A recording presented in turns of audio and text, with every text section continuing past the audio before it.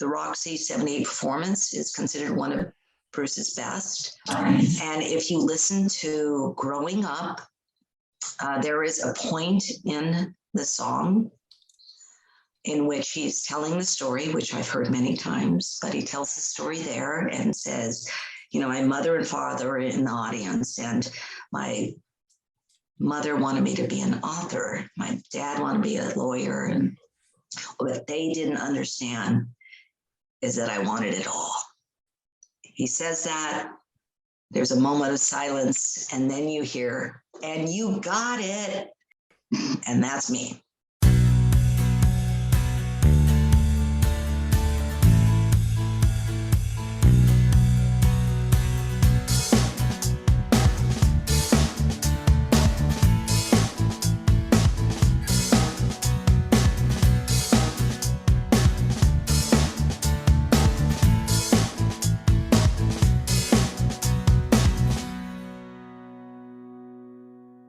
Hello, everyone, and welcome to a new episode of Set Listing Bruce, your podcast all about Bruce Springsteen, his music, and mostly his fans. I am your host, Jesse Jackson, and joining me today is Michelle Sandoval. She is from the Northwest, as far northwest as you can go and not go into Canada. We just talked about that. Works in real estate and is also my fourth mayor to join me. So soon it's going to be political talk with Jesse Jackson. Michelle, thank you so much for joining me. Welcome to the show. How are you doing? I'm doing wonderful. Thank you for having me. Very excited to be here. Yeah, I'm going to right off. How are you guys? You shared that you were you were mayor of your town. Talk to me of the past 18 months. How has it been with COVID and everything and all that, the responsibility of trying to balance, personal freedom and people safe? Talk to me a little bit about that. It's been difficult. I would also say that I feel that I'm very lucky to live in the town that I live in.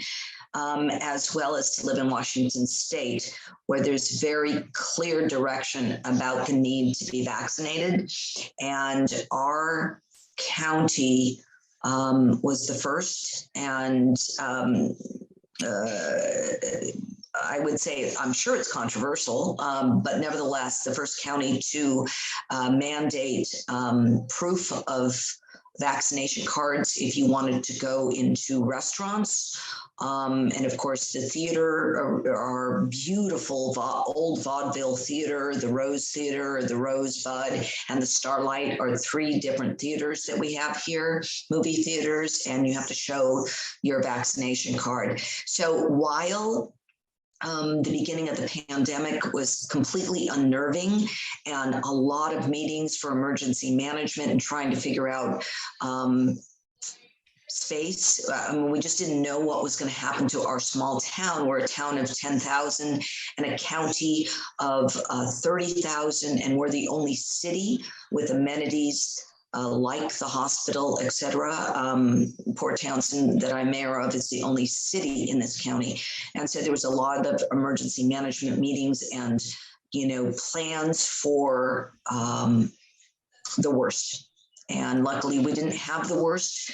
In fact, it wasn't until the second wave that we had a death. And now we've had about a dozen deaths. But we're a small town. The next county over has had closer to 100 deaths. But our county is over 70%. I think it's closer to 75 now that they're vaccinating younger people vaccinated. So we have a population that is very community-minded and really wants to put an end to the pandemic by masking and by getting vaccinated.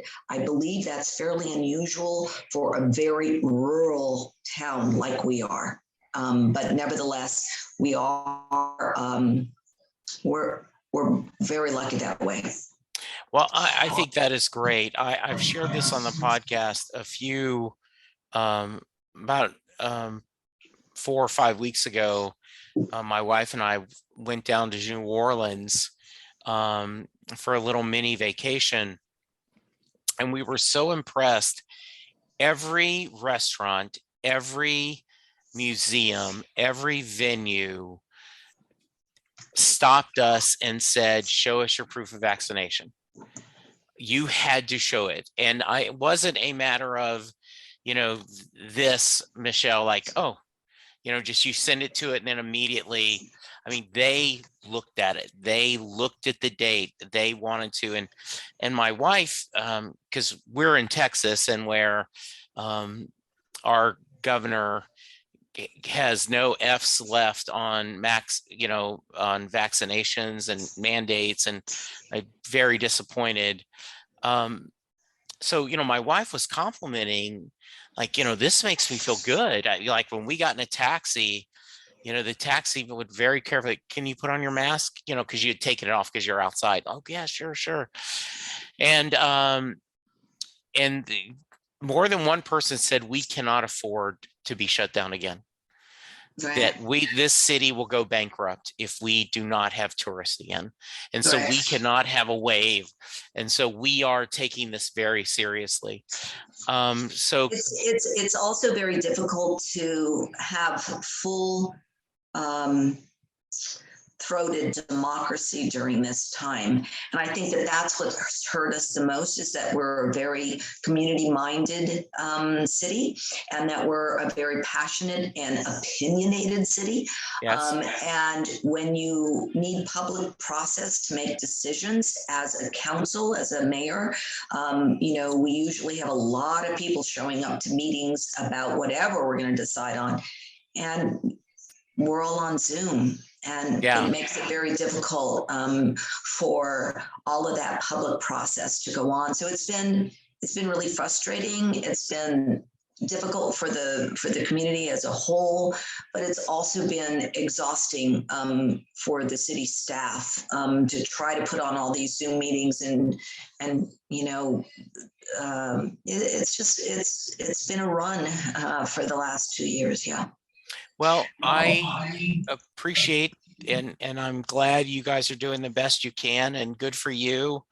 I end, and you will hear this, I end every podcast with go get vaccinated, wear your mask, wash your hands, remember to social distance, and let's all be good to each other, because that's the only way we're gonna get through this. And I truly believe that. That is not just words for me. I got my booster last week.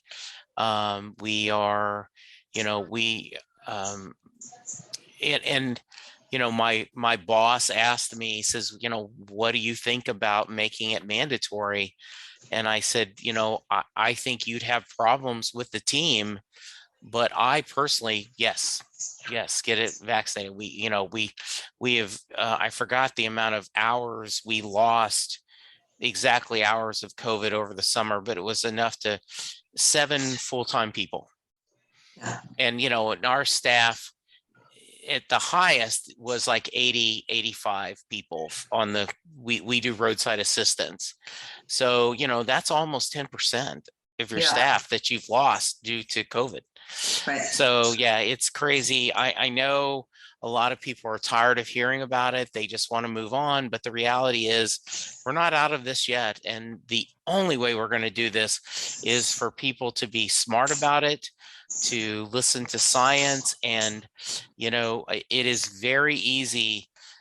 And we could spend a whole hour just talking about this crazy politics and how everyone seems to have lost their mind on both extremes, right? But the reality is there's got to be a way to find middle ground and to do the right thing, and vaccinations are not, they aren't red, they aren't blue, they are just, it's a medical fact. So like measles and smallpox and everything else. So good for you, Michelle. We're going to get off this serious subject, and I'm going to start out with the real serious subject. Yes, right. Yeah. As said, okay, enough of this. Let's talk about something important. Talk to me about growing up. Tell me, what kind of music did your family listen to when you were growing up? So my family is my parents are born in Mexico, so I obviously 7 kids in our family. I'm the youngest. My oldest sister is 20 years older than me, so a whole different generation, really. My oldest sister was married, or at least very close to it by the time I was born. Yeah, she was married because my niece is the same age. So my mother and my sister were pregnant at the same time, which is pretty wild. And my oldest brother was in college. So the interesting thing is that I listened to a lot of Mexican music. So a lot of the mariachi music, but also we listened to classics in terms of the crooners. Johnny Mathis was my first album, the Christmas album of Johnny Mathis, with him standing in the snow with, like, I think he had a red sweater on. So Sinatra, all of that stuff my parents loved. And but because I had older brothers and sisters, and even the one that's closest in age to me is 9 years older. So, they were the ones that always turned me on to rock and roll, the Beatles, and everything that was sort of hip when I was a little kid, they were already experiencing. I always think it's very interesting when siblings come up a lot in this podcast, and whether you're the oldest, the middle, or the youngest, like often if you're the youngest, you either embrace your older siblings' music or you rebel, right? You find like, oh no, I'm going to go find grunge, or I'm going to go with punk, or no, I'm going to end up loving classical music, even though they love classic rock. So sounds like you kind of found a middle ground though, where you really enjoyed the music that your older siblings were doing.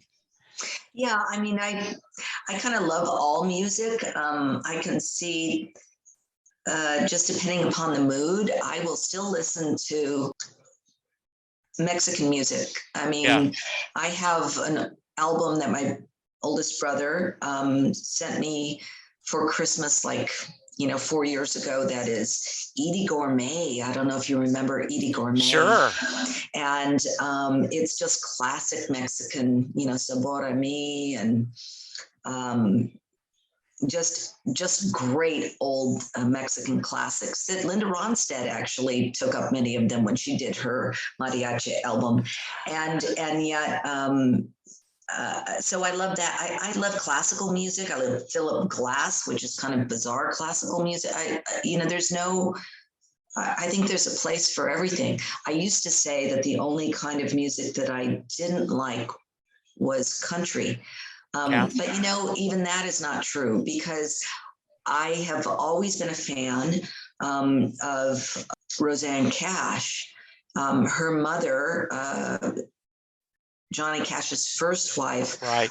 was a customer in my restaurants. Oh, nice. In Ventura, California. I had no idea who she was. It's Yeah. just that she used to come into my restaurant, and she worked at a store called Scott's Apparel. And so I was pretty young when I owned my restaurant with my husband, and started it at 23. We were kind of crazy. And it was a beautiful restaurant, a very good restaurant that was written up in the LA Times several times. But I'd go in trying to look older, because people don't really trust a 23-year-old to run a business. And I would go into Scott's Apparel and buy some nice clothes so I could be a good hostess at the restaurant. And Vivian waited on me all the time. And so I got to know her, and she would come to my restaurant, and I had no idea who she was until one of my waitresses who grew up in Ojai. So Johnny Cash and Vivian lived in Oakview and in Ojai. She said, that's Johnny Cash's ex-wife. And I was like, really? Oh, I didn't know that. And then she brought in Rosanne one day, and I was just like, oh my God, I can't believe Rosanne Cash is in my restaurant. So as soon as, so I really liked Rosanne, but she really didn't play country. She was a pop star when she was young, and I don't even know what to call her now. I love her and I listen to her constantly, but my love of her got me into Rodney Crowell, and of course, Johnny Cash, and then June Carter, and then of course, from there, I went into country. And so even country, I love. So I think all musics are appropriate depending upon what emotion you're feeling. And so I love all kinds of music. Yeah. Yeah, that's great. And I really loved hearing Roseanne Cash was in the Ken Burns documentary about country music, and she was really good. And I've listened to several podcasters where she's interviewed, and she just seems just this wonderful person. And I agree, I love her music. So talk about, when did you first discover Bruce? And if you can, Michelle, tell me what about his music spoke to you? Why did Bruce was something special?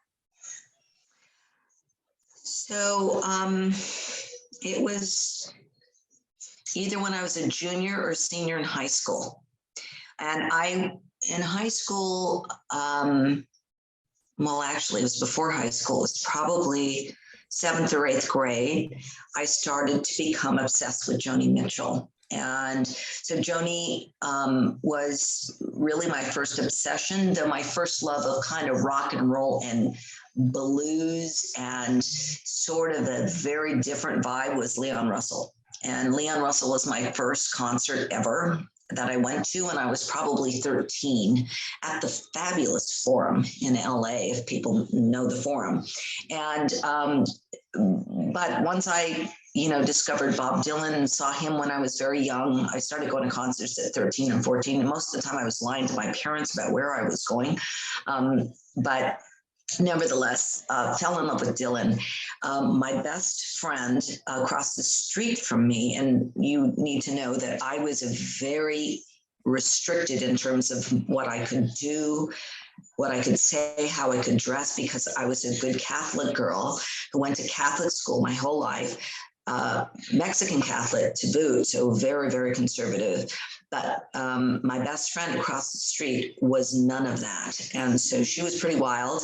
And she was the oldest of 5 sisters. And they were all, I mean, I loved them. They were my family, but they were all pretty wild. And they were not conservative in terms of their upbringing. And so we used to hang out and we listened to Dylan a lot. So we really got into Dylan in like, the end of 8th grade into high school. And my best friend, Krista Comer, was in love with a guy that was very Dylan-esque and a poet and very bohemian, and was very into Dylan. So everything was about Dylan, Joni Mitchell, Dylan, the poets. And then one day they moved out of my neighborhood. And I remember very clearly that I went to go visit them, and I rarely did in this new house because they were in a few towns over. So it was half an hour for me. And I went to go visit Krista, and her boyfriend, Tom Bowles, was in the room. And, you had those little vinyl, the record players that had the 2 speakers that went out that you could have in your room. And I can remember them putting on Bruce, and Krista said, "This is going to blow your mind." And we listened to Bruce, and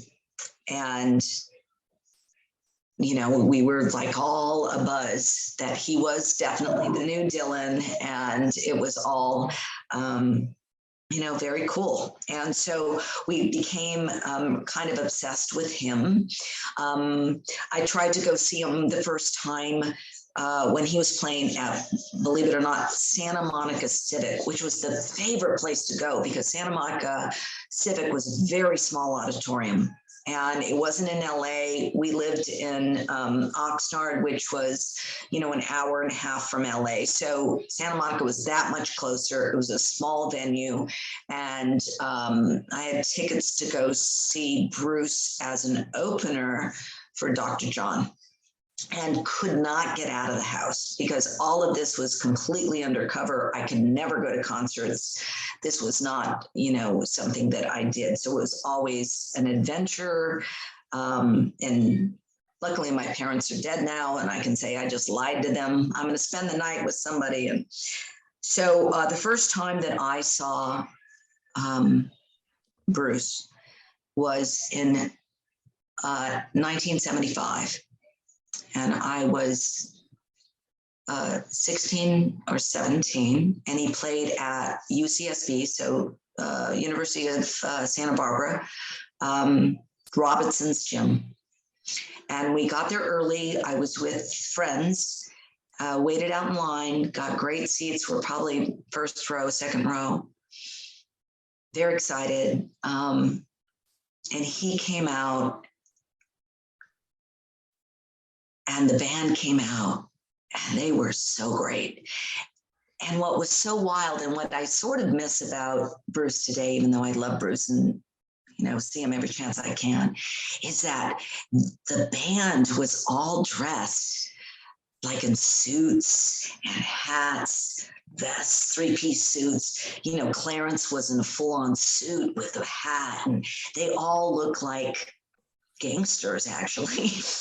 But just amazing outfits. And then Bruce was kind of like a rugrat. I mean, he was not in the suits. He came out and looked extremely scruffy, very sexy, but extremely scruffy.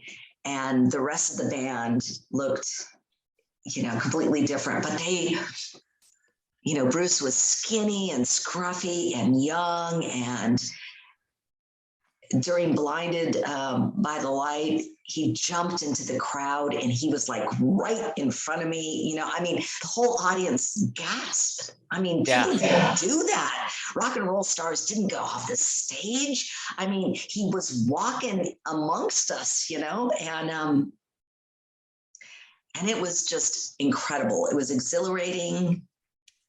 And it's funny because I convinced one of my friends, not a boyfriend, but a male friend, another 16-year-old, or however old, we were 16 or 17, John Ortiz, to go with me.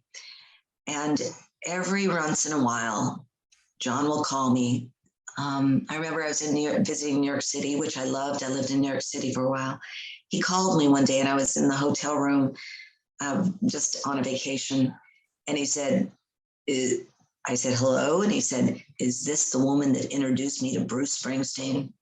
I'm driving down Santa Monica. I'm driving down Pacific Coast Highway 101, and a Bruce song came on. And I thought, I got to call that woman that introduced me to Bruce.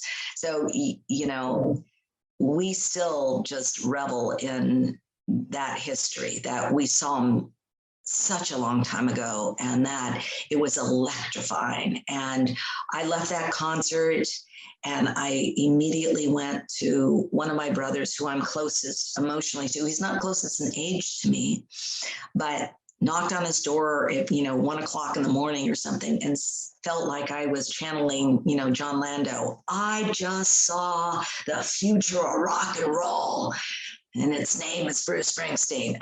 It was just, I was just yelling and screaming, and became a true believer then. But what I would say is that I became a true believer, and, crazy woman that I was, young girl that I was then. Me and my best friend went to New York City.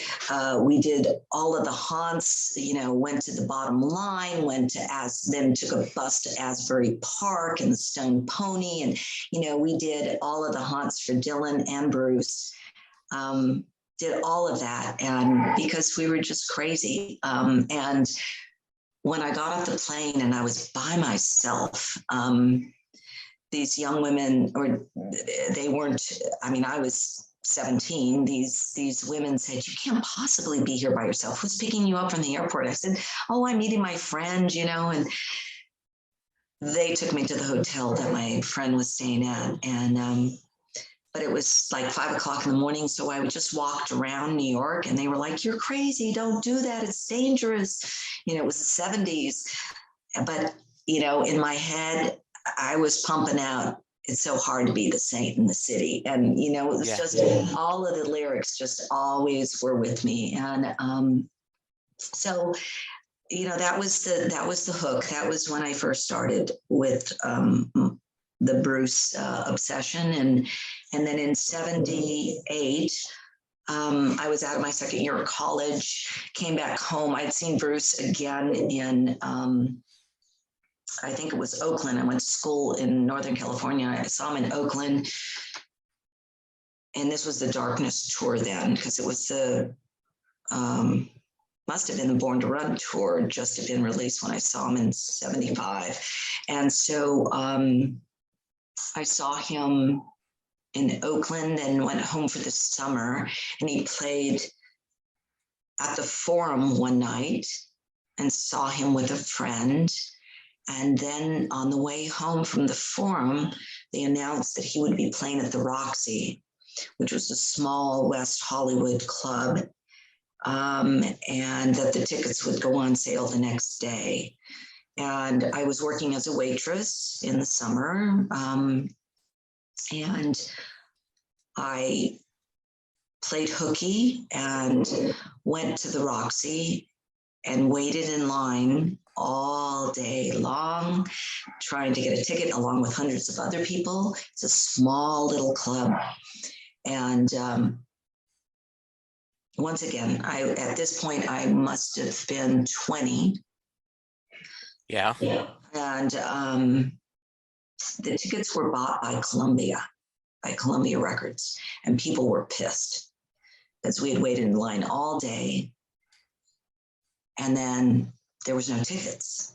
And so everybody gathered together, and half of the people went to Columbia to protest, and the other half went to KMET, which was the local rock and roll station. I went to Columbia, we got nothing. The people that went to KMET got tickets. Oh, okay. And so I went back for the show's performance and stood outside all day long and heard from the outside the sound check. Tom Waits was out in the alleyway between the Roxy and the oh my God, I just forgot the name. The bar, holy shit, just forgot the name. On the other side of the alley, there was I want to say the Sunshine Room, but it's not. Anyway, so there was a bar, and then the alleyway, and then the Roxy. And Tom Waits was out there. And I mean,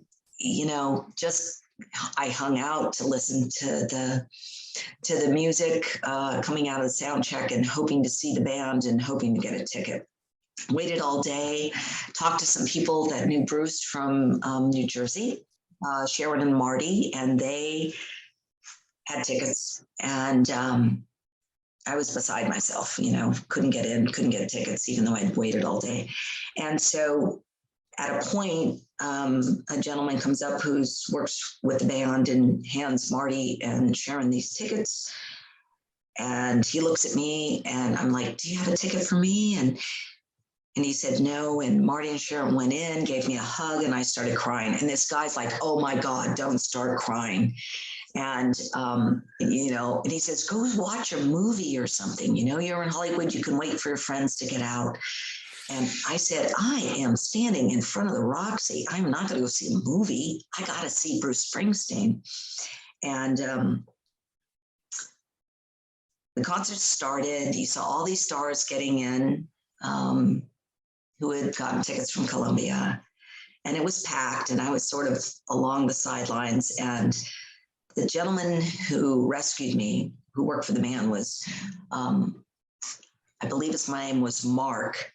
but Okay. his last name was Rappaport, and I never forgot it because all these people were saying, give us a ticket, give us a ticket. And he said to me, whispering, I'll be right back with a ticket for you.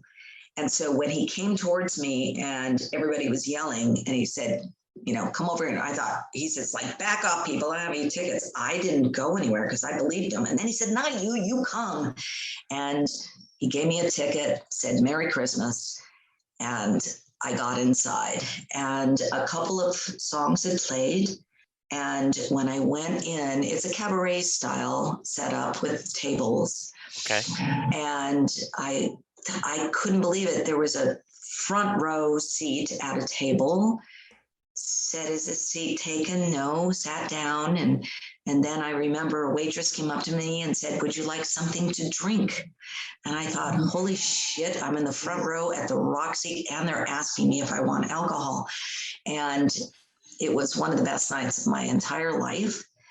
And so the Roxy 78 performance is considered one of Bruce's best. Right. And if you listen to Growing Up, there is a point in the song in which he's telling the story, which I've heard many times, but he tells the story there and says, my mother and father are in the audience, and my mother wanted me to be an author. My dad wanted to be a lawyer. And what they didn't understand is that I wanted it all.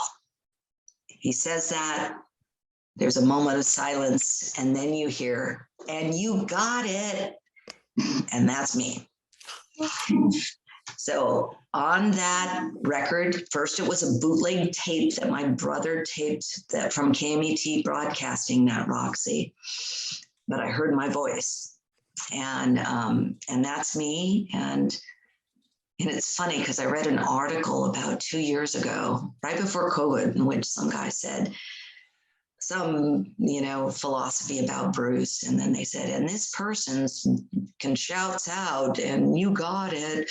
And, she was right, blah, blah, blah. And I thought, oh my God, that's me.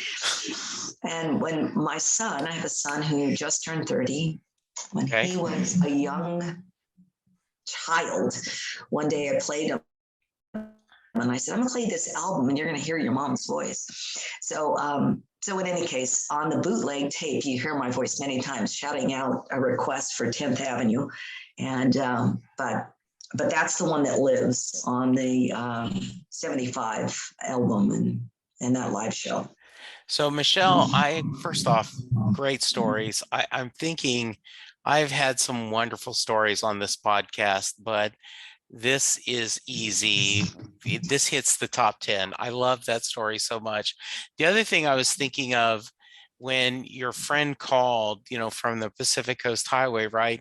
The ties that bind, right? That because you're the one, anytime I hear Bruce Springsteen, he thinks of you and your friendship, and a little bit Bobby Jean, a little bit of Tommy, ties that bind. That's an absolutely wonderful story.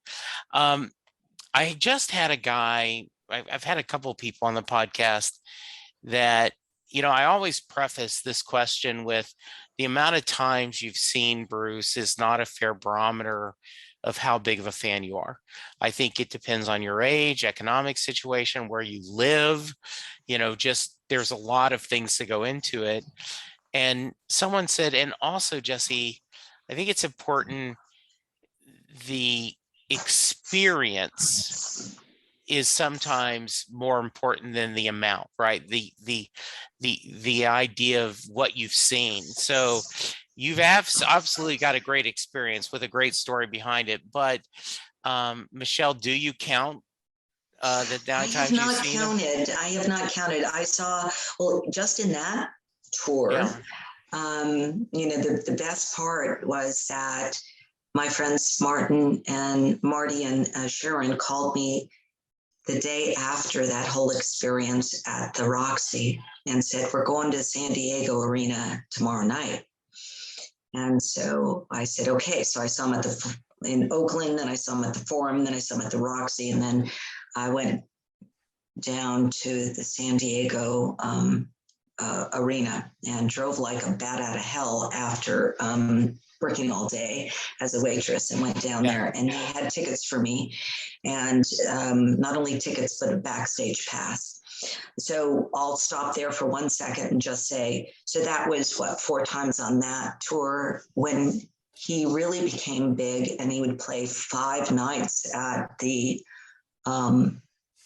sports arena or at the Coliseum or whatever. Then I'd buy out, I'd buy tickets for every night. And understand, I never had a lot of money, but when I got married, and I got married pretty young, I got married at 20, just turned 22 by a month.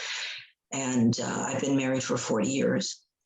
I told my husband, I don't spend a lot of money on frivolous stuff, makeup or a lot of clothes or whatever, but I spend money on Bruce Springsteen, and don't ever try to stop me, because that's the end. If he comes to town, I'm emptying the bank account to see him.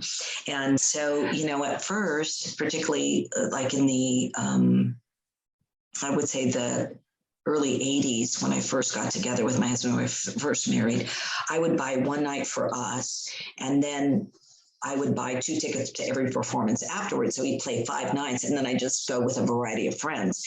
And after the first time that happened, my husband said, never again, I'm going every night with you, because he became such a fan.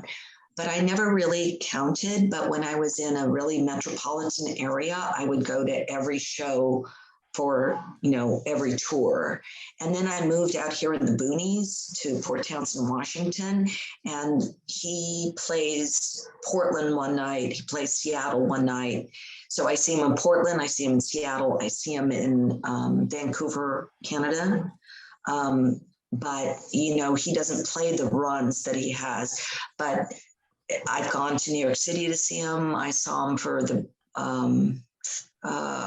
I just saw a video with REM, that Rock the Vote tour in Philadelphia. So I went to go see him at the Rock the Vote. I've seen him in New York City a couple of times. I saw him 4 times. I hate to admit that I was that greedy, but 4 times on Broadway. Good for you. Roseanne Cash said when she was on Instagram or whatever social media, and I'm a big fan of hers, she said, my joy is seeing, reading or seeing certain people. It's art. And I had the opportunity to see Bruce. I've seen Bruce 3 times on Broadway, and that's my joy. And I went, okay, yeah, that's a good reason. And the last time I saw him was just this last September when he came back. I saw him on my birthday, September 2nd, and that was my 4th time. I went alone this time. My husband had a stroke recently, and it's difficult to travel. But it has been a hard couple of years since he's had the stroke. I can imagine. Since COVID, but I decided I'd go and see Bruce again. So I've never kept track, but every tour I've seen him in many states. I've never seen him in Europe. I saw him in Canada. So my goal is in 2022, if he tours, I tell Marty, my husband, we're going to see fucking Bruce Springsteen in Europe. We are going to see him in Italy, and we are going to see him in Ireland, because those, live concerts that we hear are so full of love in those places that I really want to see him. So if Right there with you. I want to get back to the San Diego arena. So the backstage pass. So I was a very young 20-year-old and got backstage, and really didn't realize how lucky I was until many years later that got backstage. I got an opportunity to meet Bruce. I met the band, and it was when backstage was really backstage. There was nobody there, though there was Cameron Crowe, and there was, I'm trying to remember the name of the woman. It was not Scarlett Rivera, who was the violinist for the Rolling Thunder Review, but it was someone from Rolling Thunder Review who was right in front of me at will call, picking up the tickets. And I had an opportunity while Cameron Crowe was laying on a bench in front of me and I was drinking a Heineken for us all to sing Poor man want to be rich, rich man want to be king, and the king ain't satisfied until he rules everything. And, you know, I saw Bruce being interviewed behind a glass and it looked more like an interrogation. I thought, boy, this isn't any way to enjoy your evening after a show. There were like 5 reporters in a row. He was sitting on the other end of the table. And it was something. It was something to get backstage. It was something to meet all the band members. And I'll never forget it. I got backstage passes for the next tour. And it was at the somewhere in LA. So it was either the Forum or the Coliseum.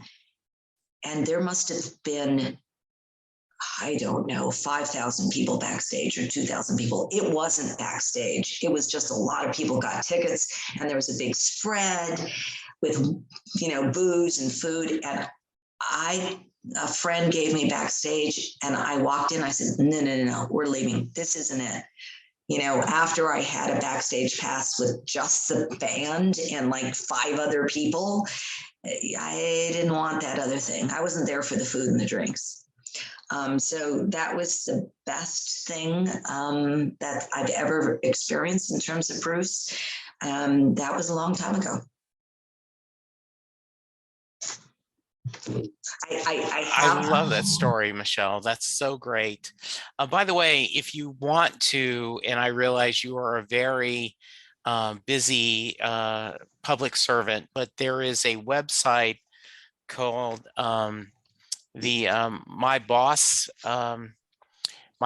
Time, and this guy Elko has actually built a database of every show Bruce has ever attended.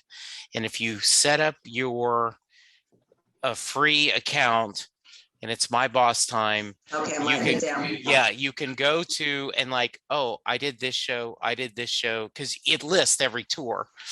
And then what's great about it is behind the scenes, it will then tell you this is your most heard song.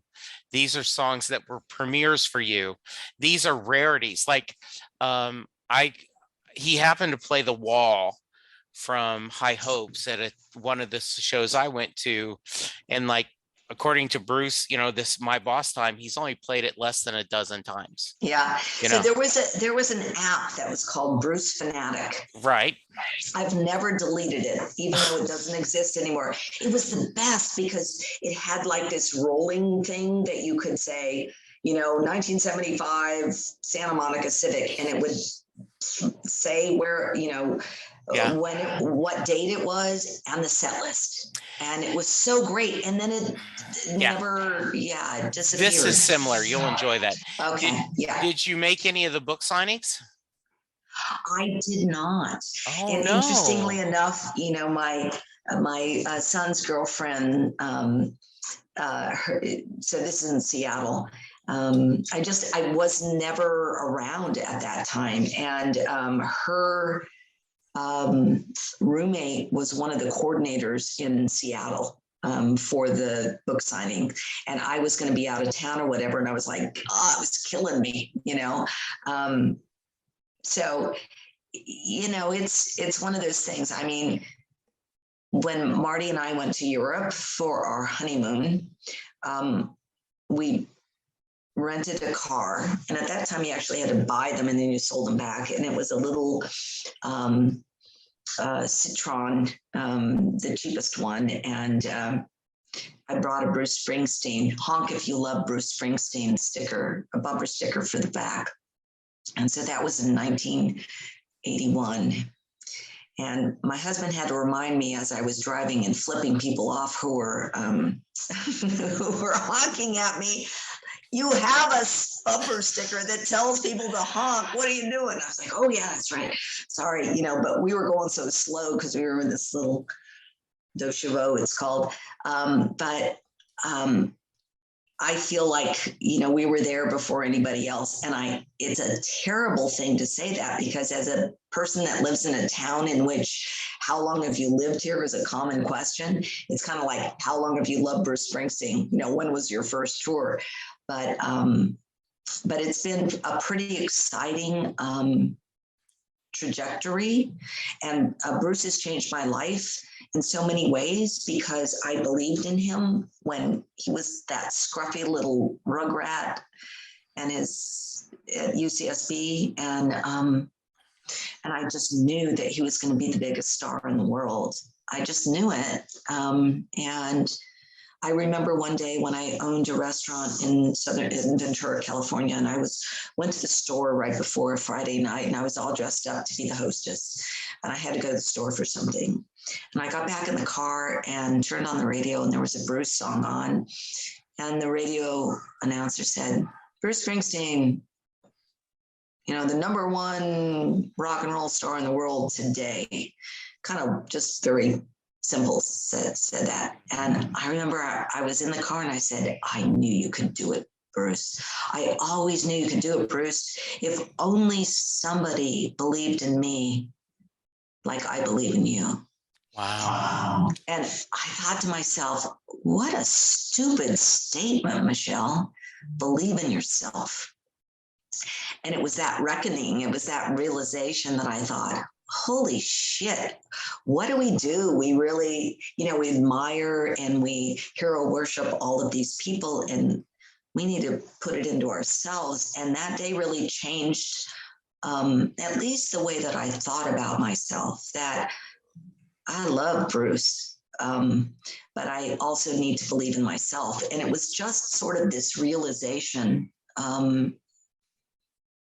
of how much energy all of us put into our belief of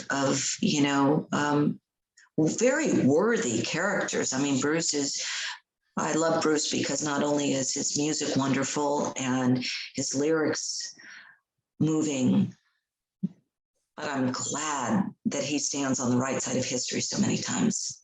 Or it would break my heart, as somebody that is a liberal and believes in truth and justice. But I also understand that we need to take a lot of that energy and put it into ourselves.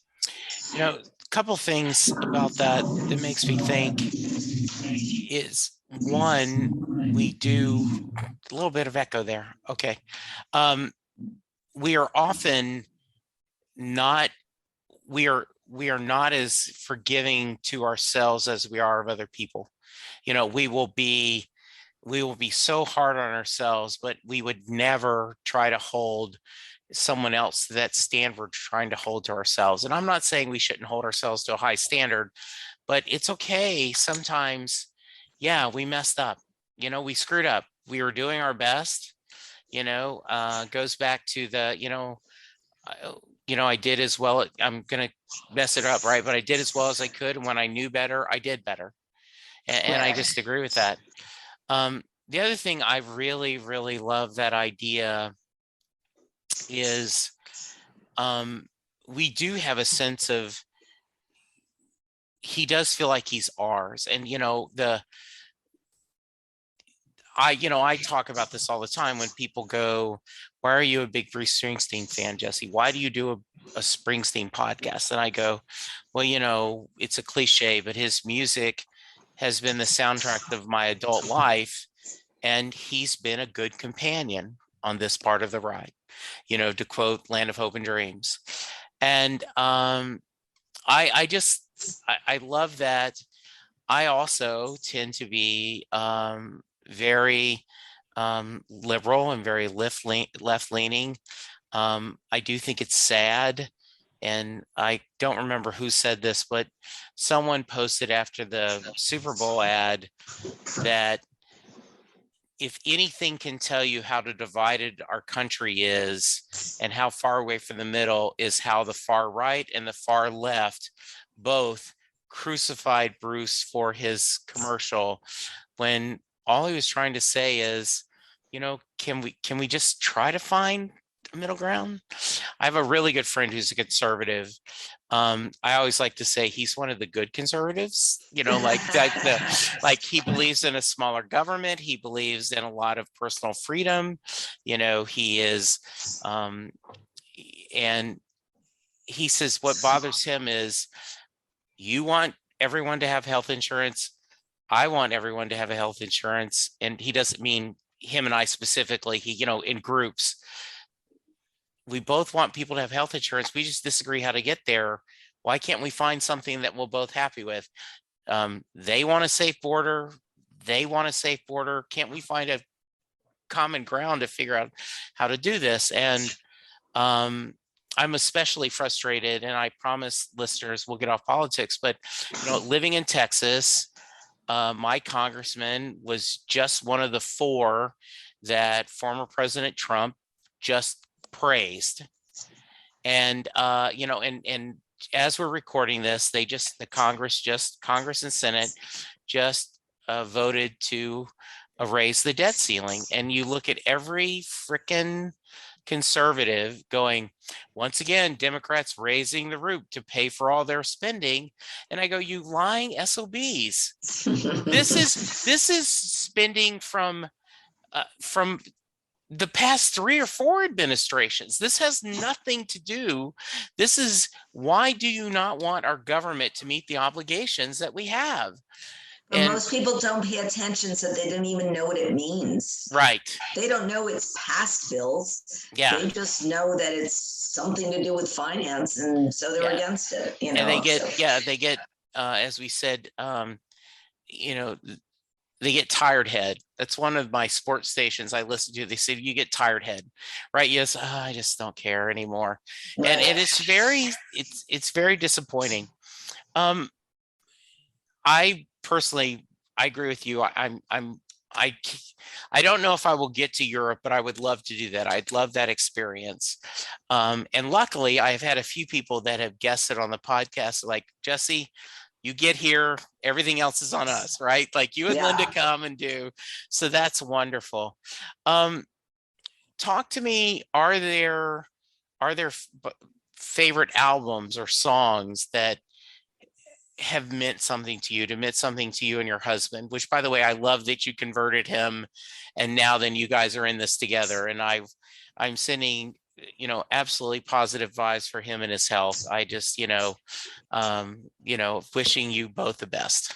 Thank you. So many songs, gee whiz. My son came into my house the other day because I have the Sirius XM, the Bruce station on. And he's like, is there ever a time when it's too much, Mom? And you finally get sick of listening to Bruce all day? And so I understand that people from the outside may think I'm obsessive. And I am, I guess. But, I say, Bruce, I say to my son, Dakota, I listen to a lot of music. You happen to come in when I'm listening to Bruce. I said, but usually it's in the morning and it gets me going. It makes me happy. I listen to songs and I can listen to the damn stories 400 times and I still laugh at them. And I laugh at the way that Bruce presents it. I can quote what he's going to say next, about introducing the band. Do I have to say his name? And it's joyous, he's a shaman. Especially as he's gotten older and older, it's church. And he's so Catholic. And I've seen him progress from, sort of just this lyrics and sort of sideways glances at Catholicism to full blown as he's gotten older, at least in my opinion. It's curious to see him really getting into Catholicism. And so all of his songs are meaningful to me. There are some very special ones because, of course, they're hooked to memories, and they're memories in my own life. Of course, having something like singing the song with people backstage, that's of course very special to me. Growing up, because I'm on that live album, it's actually a pressed vinyl, is very meaningful to me. And I will say that when my husband had a stroke, and it was right before COVID, and he was in a hospital, he was flown to a hospital in Seattle, and he was in intensive care for a month before he was in a facility for 4 more months, and we couldn't see him because of COVID. But the first few weeks we could see him in the hospital before it was, considered too dangerous because of COVID. And he was all hooked up to all kinds of machines, and we didn't know if he would live. He had operation for the blood clot and such. And so we were told, of course, you play music. So we brought a little Sonos in and hooked it up to our iPhones, and whoever was with him during those first weeks would play music. And so I played Bruce, and so the first time that he said anything to me, I had on "There Goes My Miracle," and he was singing it, and so it was very meaningful to me. And so, there's just so many things, so many. Tougher Than the Rest is once my husband and I didn't think we were going to make it in our marriage, and we were separated. That song was very meaningful to him, Tougher Than the Rest. So that's very meaningful to me. But I've always thought that in our fight for democracy, it's going to be a long walk home. It's been very meaningful to me as an elected official. So there's just so many,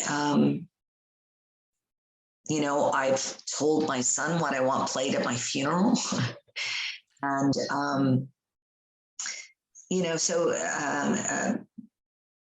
so there's so many meaningful songs to me. And, Bruce is, I'm thankful that he has been able to be so much more eloquent than I ever could be in my life, in terms of moving me through the different phases in my life. Thank you for sharing that. I can only imagine "There Goes My Miracle" is just something beautiful, and I wish the best for your husband, and I hope you guys do get to go to Europe. And that's great. Yeah, we're really, I keep trying to figure out how to make it happen, because he's in a wheelchair. And it's really tough getting around. Yeah. And this world isn't made for people in wheelchairs. No, and it's not. He, that's it's a disability, but the worst thing is he can't speak. He has aphasia. And so he's a super intelligent guy, wrote many books, and was the CFO of a company here. And so he's pretty frustrated, and so am I. But, I know that, I'm determined, and I'm hoping that COVID will allow us to see Bruce Springsteen next year, so we'll see. But I did remember that, If I Should Fall Behind, that's the one I want played at my funeral. It's such a gorgeous beautiful song. Yeah. I always said I'd want Land of Hope and Dreams played because I said it at one of my best friends who died early. He had an aneurysm, died unexpectedly. I said it at my father's funeral, and I did make the joke that my dad would probably be unhappy that I'm quoting Bruce Springsteen instead of Johnny Cash or Merle Haggard. And I always said that I hope that one day, years from now, my son will say it at mine. But I'll See You in My Dreams is close. It's a close second. That's an awful, powerful song. Right. You obviously have seen him a lot of times, but Michelle, is there still songs you're chasing? Is there something you haven't heard live, not counting Western Stars or Letter to You, because none of us have heard those yet, Yeah. that you still would want to hear? I have to say, it's the old stuff. Yeah. It's the stuff that's 17 minutes long. Yeah. It's the stuff off the first two albums. It's,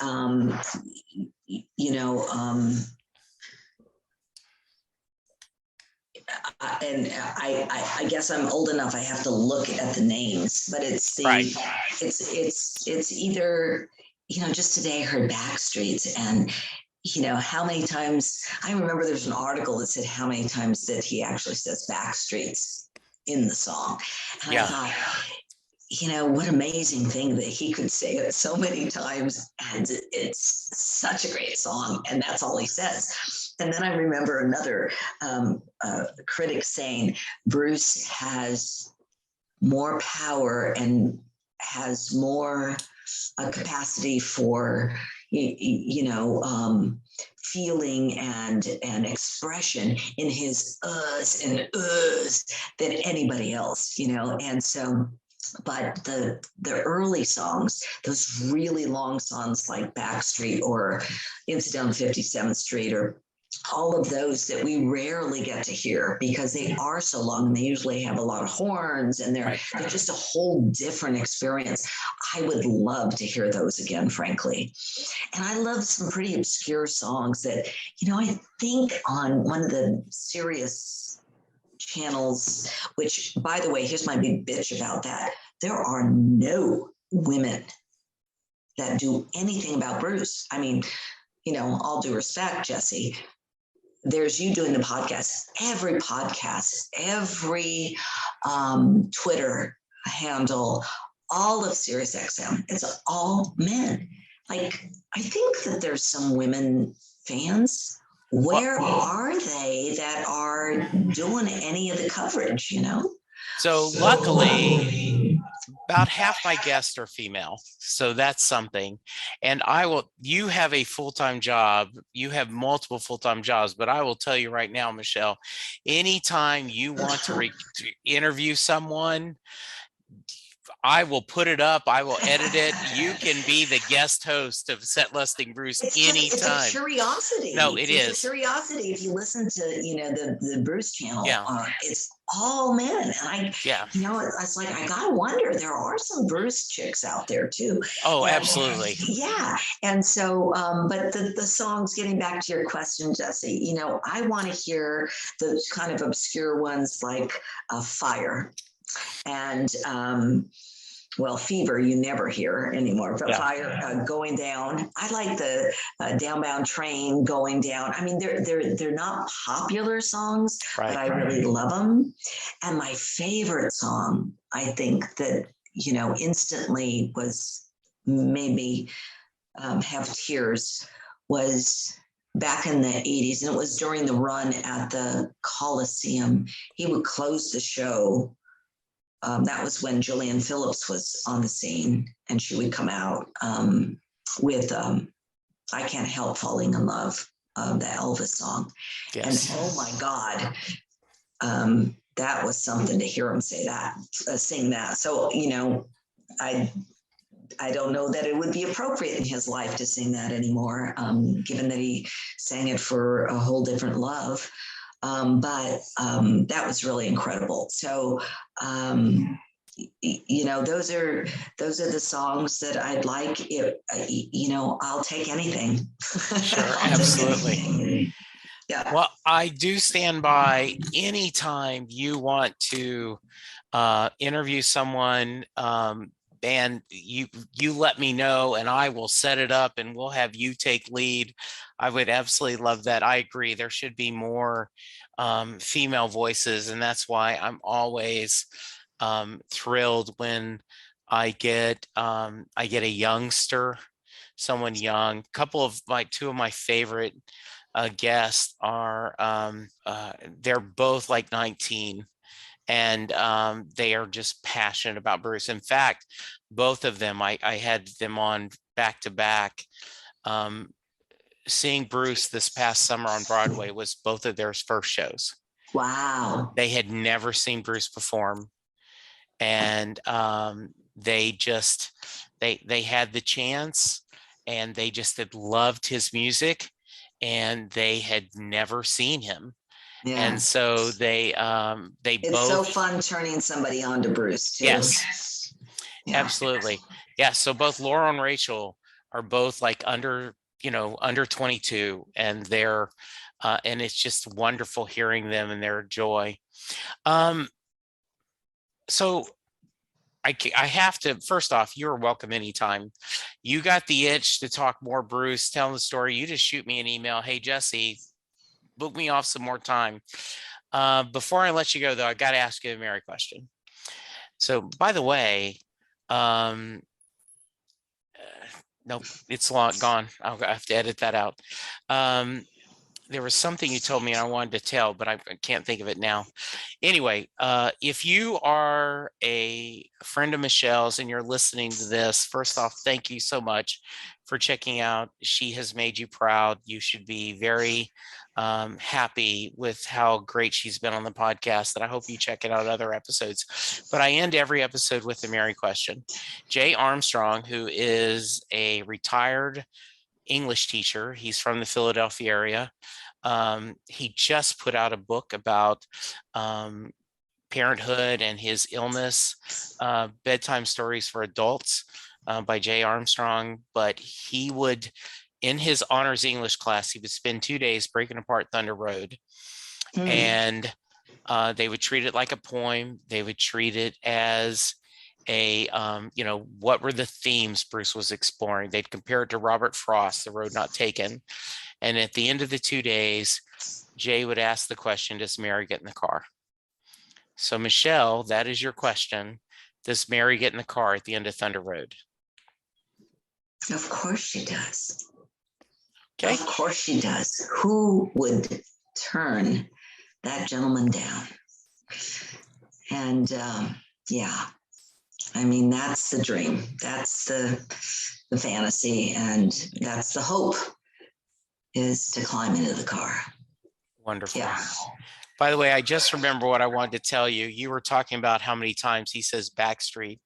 Betsy Hodges, who as I was mentioning, is now living in New York, and I mean in DC. She was the mayor of Minneapolis and is a very active in social justice. She said that when she goes to heaven, you can ask, the supreme being anything. Her first question is, how many times did I listen to Thunder Road? Like, do you have a counter up here that you could just tell me how many times I did listen to that one song? I said, yep, I think that would be a good question for all of us. Any final thoughts or any final things you want to share? Well, I just, can go on and on just as you can, Jesse, about Bruce and our experiences and how our lives are entwined with his music. But I do want to say that I had a lovely experience. I went backstage for Little Steven's Rock and Roll Foundation at Nationals. So this was for my birthday, like 4 years ago, I think. Bruce was there, maybe it was 2018, I can't remember. But I took one of my staff people from work who was a New Jersey girl who had never seen Bruce. And I was like, what? Yeah, gotta come with me. Yes. So we went to Nationals, and we got some really nice seats because we donated to the Rock and Roll Foundation, and we went backstage to meet Little Steven. And when I went up to Little Steven, I said, first time I saw you, Stevie, was 43 years ago. And he looked at me and kind of paused, and he said, we look pretty fucking good, don't we? I love that. And I went, you're right. We look pretty fucking good, So it was really funny because I didn't know how he would respond, but it was great. And so, it's a long time that we can be fans, but we're still doing it pretty good. So yeah, and I think we're blessed that I'm sure you saw on social media the clips of him playing just a couple of nights ago for the Steve Earle I did. Foundation. Yeah, it's fabulous. Yeah, And with Roseanne Cash, by the way. Yes, indeed. Steve Yes. Earle and other people. Yeah. Yeah, that's, in fact, I was disappointed as on a scale 1 to 100, I was at 99. That's how little I was disappointed. But I went to a Nashville show, a few years ago, and I just knew someone would join him on the encore. I mean, I was hoping for like Roseanne Cash or just anyone. Like, it's in Nashville, right? Right. And no one did. And I was just slightly disappointed because I thought it would have been cool, because my very first show was in 2002 here in Dallas at the Rising. And Don Henley lived in Dallas. I think he still does. He joined Bruce for I Fought the Law as an encore. So it was so cool to hear, for Don and him to be out there. So I was like, oh, we're going to get somebody cool in Nashville. Maybe it'll be Roseanne Cash. How cool. And they could do maybe one of her dad's songs. Oh, that'd be great. But it didn't work out.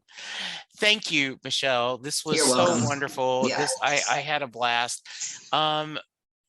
If someone wants to reach you, what's the best way? You can look up the city of Port Townsend, Washington, which is a fabulous city. And all of my information is there as mayor. Spell the city? Port, P-O-R-T, Townsend, T-O-W-N-S-E-N-D. Okay. Port Townsend. And, or you can, own a real estate office. So if you look up real estate in Port Townsend, you'll still find me. I'm pretty unavoidable. Very nice. Thank you so much, Jesse. I really appreciate it. I appreciate it too. Listeners, you go get vaccinated, go get your booster shot. Let us wear your masks. Remember to social distance. Let's be good to each other, because that's the only way we're getting through this. Thank you, Michelle. Thank you, listeners. We will talk to you soon. Goodbye. Doing a podcast at times can be a one-way conversation, and I hate that. So please let me know what you like and don't like about the work I'm doing. You can reach the podcast via email at setlistingbruce@gmail.com. The show is on Twitter at setlistingbruce, and my personal Twitter is at jessejacksondfw. We have a website, www.setlistingbruce.com. From there, you can find links to other Springsteen podcasts as well as other music-themed podcasts. We have a page devoted to our own SLB All-Star Band. These are guests who have been on the podcast more than 3 times. There is a link to our store where you can purchase Set Listing Bruce shirts as well as a Mary Question t-shirt. There is a link to our Patreon page where you can sign up to help support the podcast financially.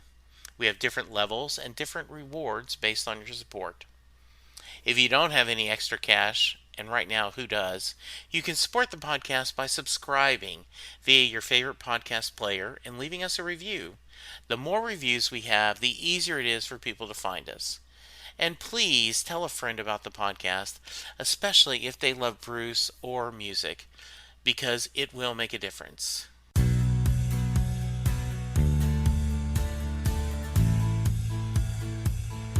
You just heard the fun talking, hard rocking, music loving, album ranking, fan thinking, joy spreading, lyric reading, story sharing podcast that is the one, the only Set Listing Bruce. The theme for Set Listing Bruce was written by David Rosen, used by permission.